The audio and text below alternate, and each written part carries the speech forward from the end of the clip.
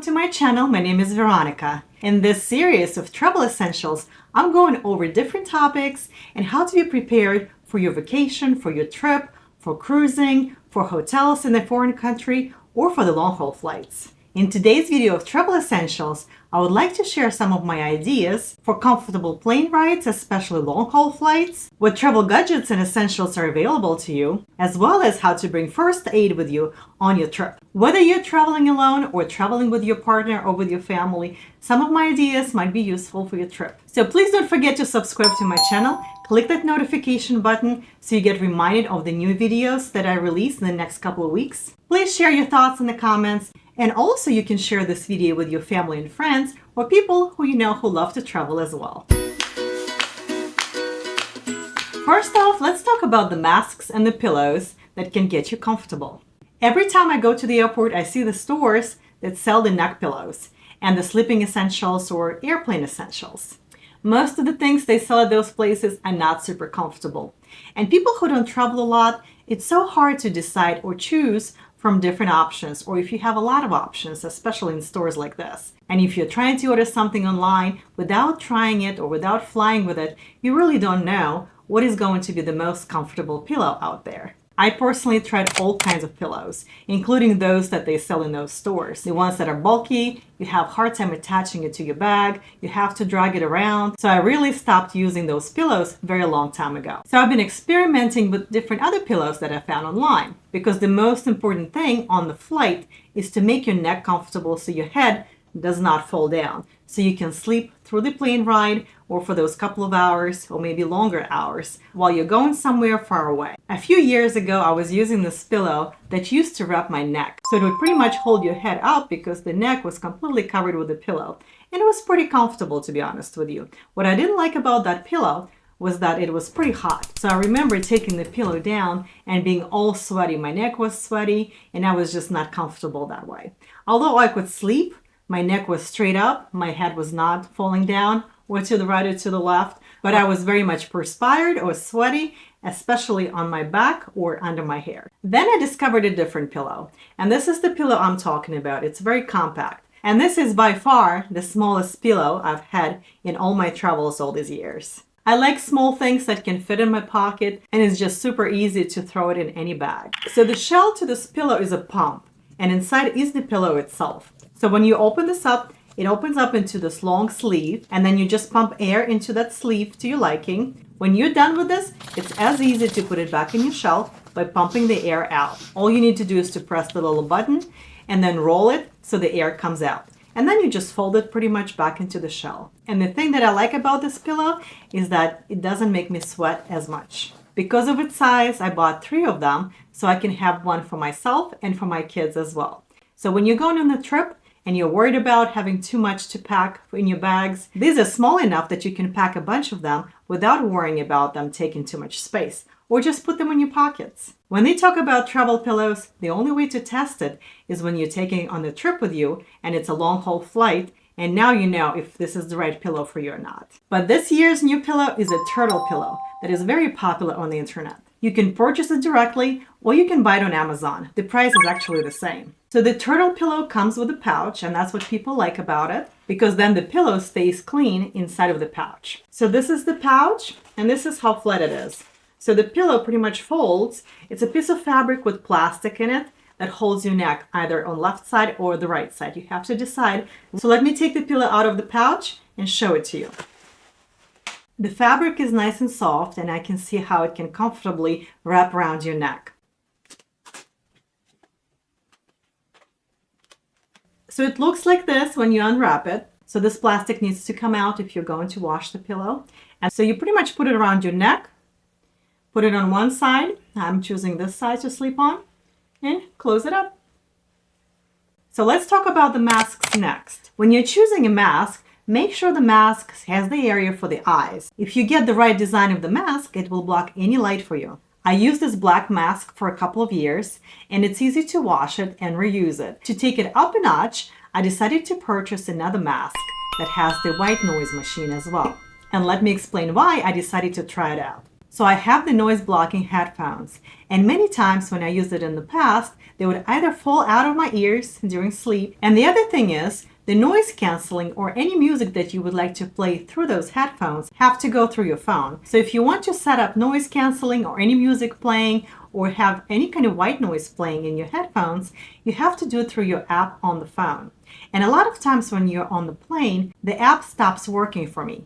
And I always found it irritating because if you're in the long haul flight, you would like that app to work for you for the next 5, 6, or maybe 10 hours if you're going to sleep the whole time. What if your phone is dying and now you have to worry about charging your phone? So your Bluetooth headphones have to constantly sync to your phone in order for app to work. So I tried to get away from that model of being constantly connected to my cell phone. And I found a mask that provides that white noise or music. It does have capability of pairing with your cell phone, but I like that it can work on its own. So this mask can be switched between different modes, either to be connected to your phone or not. But regardless, once it's charged, it can provide that white noise for you during your whole trip. So it has a controller in the middle where you can choose how much time you need for 30, 90, or 120 minutes. And on both sides, there are built-in headphones that can provide the noise. You can wash this mask, and it does provide that light blocking technology as the other ones. Most international flights will provide you with a pillow and a blanket, but some budget ones won't. The flights in the United States that are 5 or 6 hours long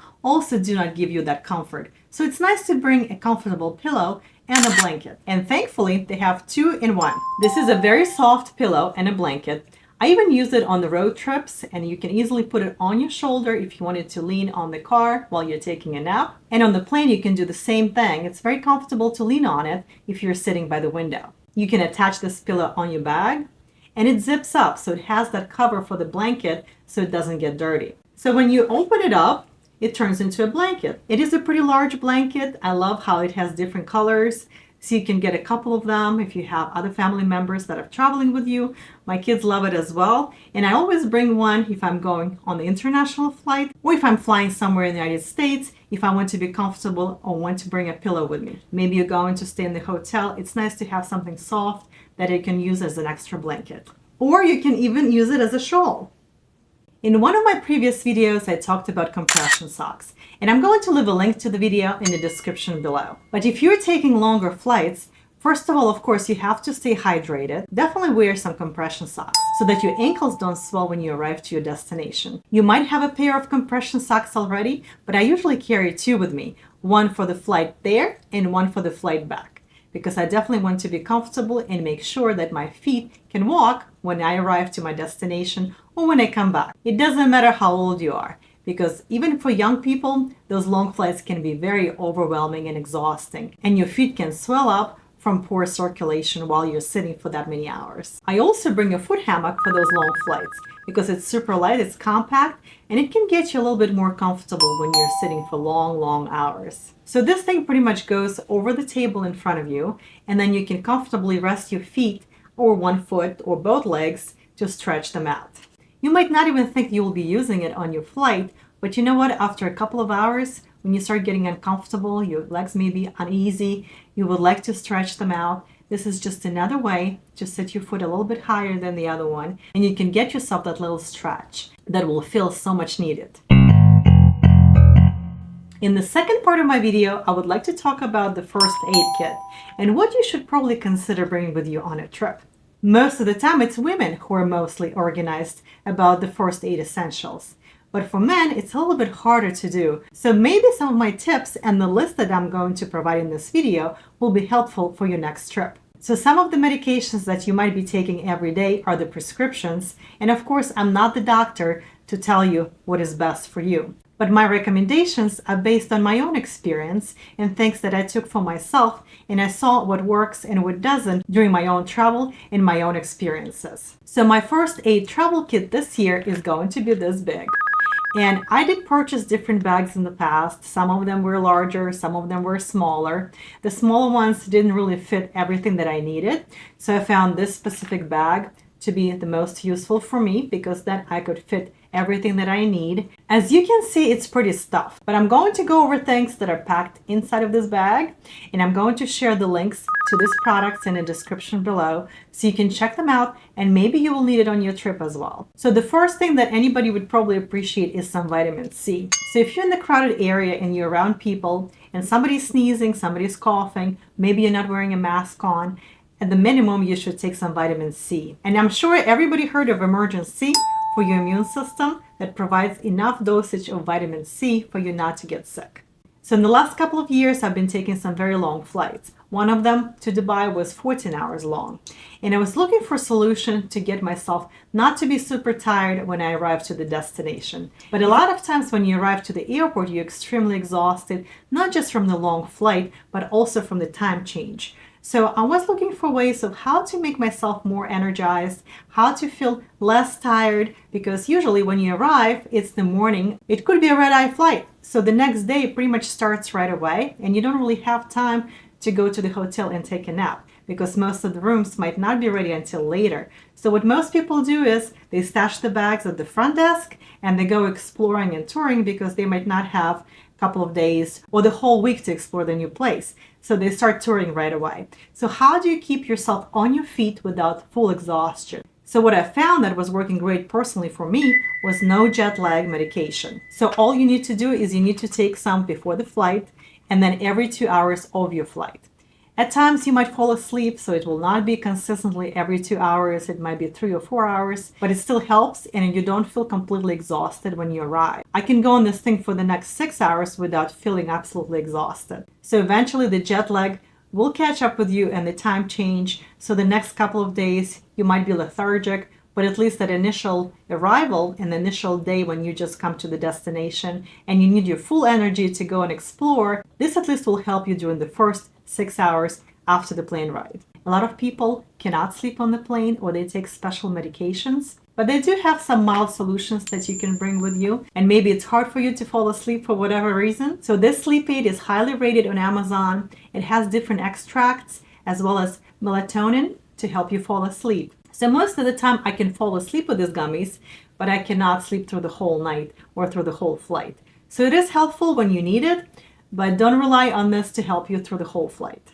If you're worried about staying hydrated, you can bring some electrolytes with you and mix it with water while on the plane or before the plane. I usually bring a couple of packets for the plane so I can stay hydrated. And they're pretty compact, as you see. They have different flavors and it makes your water taste a little bit better. Sometimes you want to clean up your hands and maybe you don't have the sanitizer or you don't feel like going to the bathroom. So you can either purchase something online that is just the pads like this, or you can bring a small hand sanitizing spray. This is a baby bottle, but it nicely fits in my first aid kit, and that's why I got it. If you have a stuffy nose before you board your plane, it's good to bring something that you can spray in your nose to release some nasal pressure, because there's nothing worse when you're landing and you have all that pressure built up in your ears and it even hurts. So it's really hard to unplug your ears. So it's good to spray a little bit in your nostrils in order to release some of that pressure. So they sell this natural nasal spray and the bottle is kind of medium, so it can easily fit in my bag. So if you have the nasal congestion, a lot of times it's not just the sneezing, but it's also the coughing. And if you're coughing or your partner is coughing or your neighbor is coughing, it's good to have some cough medicine. So you should definitely pack the cough drops that can be in one of those little boxes or the ones that they're selling in any drugstore or gas stations. And it's also good to bring some kind of cough suppressant such as Delsym or Robitussin DM to help you with that cough either on the plane or maybe if you're getting sick. Many times in the past what I encountered was not me getting sick, but somebody who I would be traveling with. So if they're coughing all the time, it's also annoying and irritating to you and you don't want to get sick from them as well. So it's good to give them the pill if they didn't bring any with them. And as you know, men usually are not good with packing any of those essentials. So if you have some with you, share it with your partner. If you're allergic to things, it's good to bring some kind of allergy medicine, maybe personalized to your needs. What I personally bring is something very generic, that is Advil and sinus relief. So that usually helps with the congestion. And this box comes with a bunch of travel packets that you can bring with you. Last year I traveled to Peru and I had to do a lot of walking, more walking than usual. So I had all kinds of muscle pain, I had headaches, And when I was taking either Tylenol or ibuprofen, I felt that I needed a little bit more. I needed a little bit more painkillers. So when I was searching Amazon for any kind of travel packets for the painkillers, I found this solution that is Advil and Tylenol combined. So it comes in the packet, and each packet has one Tylenol and one Advil pill inside. And it's been very, very effective for me personally. It is safe to take Tylenol and Advil together, and it's also great for cold and any kind of fever that you might have. Many people get motion sick, whether you're going on the cruise, on the flight, going in the mountains. So you can bring some of the medications for that as well. So if you get nauseous, the first thing to do is probably take some lozenges with ginger that will help reduce it. They also have the motion sickness patches that you can put behind your ear. If you get bitten by a bug or get allergic to plants and things like that, you can even bring a Benadryl itch stick. So it helps to reduce that initial and itchiness on your skin. And again, those are compact, so it easily fits in your first aid kit. If you plan on doing a lot of walking, I also bring a couple of Band-Aids for blisters. You should definitely take some aspirins before the long flight to avoid any blood clots, and you should bring some aspirins for the way back. I did talk about the compression socks earlier for the good circulation in your body, but they also have the medicine to improve that circulation during your flight. This medicine is designed for travel to reduce some of that swollen legs and ankles. The other thing that many people worried about is upset stomachs. It could be bloating, it could be gas, it could be diarrhea, it could be constipation, all of those things. So they have this Travelan solution that can help you for your long-haul flight to fight gas, bloating, diarrhea, and it provides digestive support.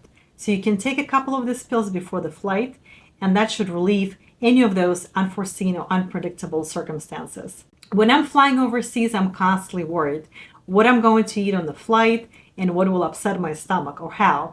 So it's good to be prepared and take something in advance. But once you arrive to your destination, of course, the food is going to be different. And of course, it's going to affect your body, your stomach. You might have diarrhea, you might have constipation, and then you will need to deal with that after those meals or when you come back to the hotel. So you definitely should take something for diarrhea. And I have this soft chews that you can bring for diarrhea and upset stomach. You can put it in your bag, or you can put it in your first aid kit like I did. Or on the other hand, if you're constipated, you can go back to the hotel, take some of this overnight laxative to get some help. As you know, in some countries, people eat different things that your stomach is not used to. So you can never predict what can happen, but you can at least bring a first aid kit that can help you fight some of those gas and bloating and constipation. And the main thing is, don't go unprepared, because when you arrive there, you will not know the language, you might not know where the pharmacy is, and even for you to find any pain medication or laxative at that new country or the pharmacy might be a big chore, because their medications might be different from ours. And every little bit that you will bring with you will be not only a savior for yourself, but maybe for others as well. The last thing I'm going to talk about for this first aid kit will be this little tool.